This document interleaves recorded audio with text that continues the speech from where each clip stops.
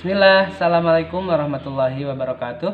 Apa kabar teman-teman di rumah dan juga Abi dan Umi? Apa kabar? Mudah-mudahan Abi dan Umi di rumah juga dalam keadaan sehat ya.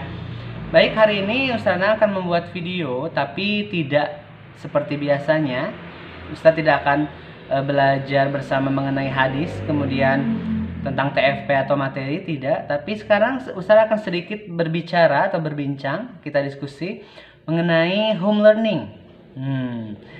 Home learning ini dimana sekarang sedang diprogramkan oleh sekolah kita dalam rangka mendukung program pemerintah dalam pencegahan penyebaran coronavirus atau COVID-19 ya.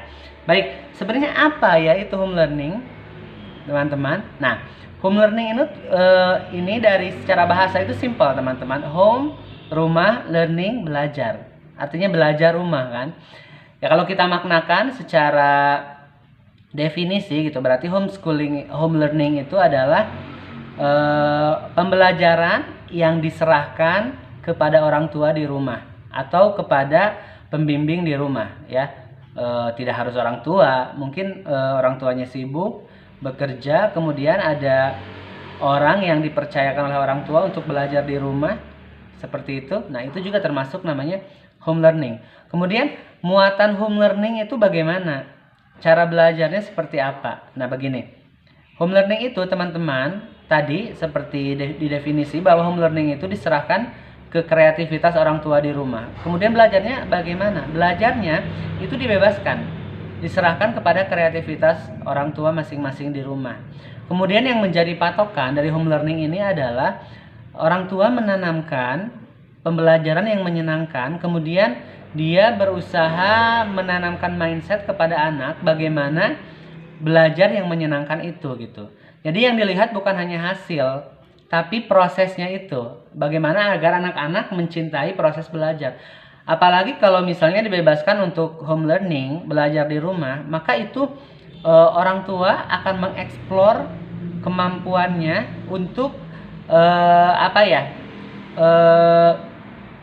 mempunyai cara yang menyenangkan gitu. Jadi bukan hanya menghafal atau misalnya terfokus ke materi, tidak. Tapi home learning ini justru lebih lebih longgar, lebih variatif. Contohnya salah satunya adalah misalnya cooking class atau memasak. Nah, itu di situ merupakan satu contoh yang bisa dilakukan ketika home learning. Karena dalam memasak itu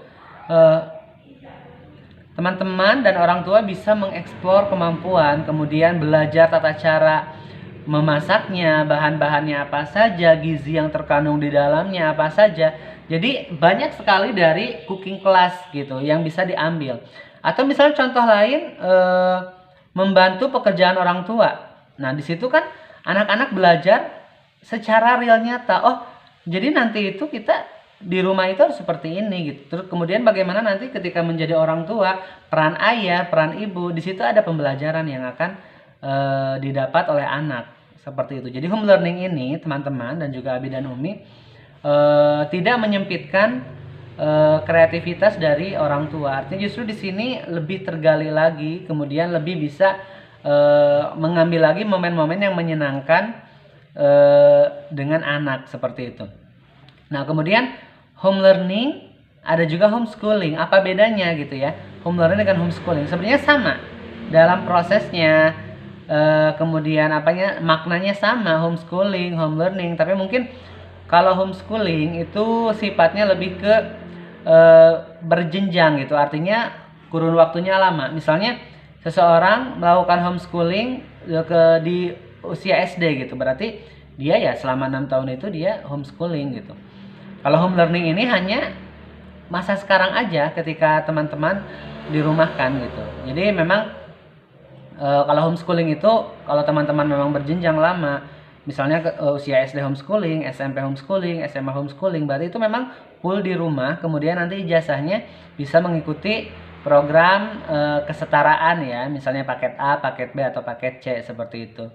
Kalau ini kan teman-teman hanya sekarang saja. Nanti kalau situasi kondisinya sudah pulih, maka teman-teman akan kembali belajar di sekolah seperti itu. Hanya sekarang saja teman-teman dirumahkan, kemudian dikasih program yang namanya home learning ya.